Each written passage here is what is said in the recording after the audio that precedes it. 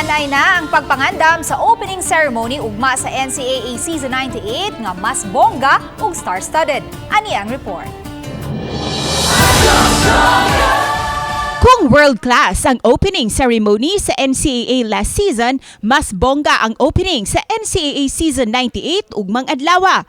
First time nga mag-uban pag-usab ang NCAA student-athlete sa grandiosong opening ceremony. Sub-sub na ang preparasyon. Usa sa angay atangan ang showcase sa authentic festival costumes gikan sa nagkadiiyang rehiyon.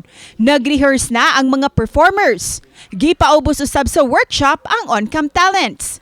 Gawas sa napulo ka member schools nga magsangka sa men's basketball game, nangandam na usab ang GMA Entertainment Group ug Synergy Sports aron mahimong memorable ang NCAA Season 98.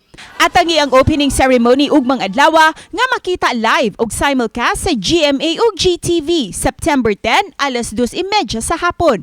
Dinhi makauban nato sila si Martin Javier, Rabia Mateo ug Manolo Pedrosa sa The Big Dome sa Araneta Coliseum.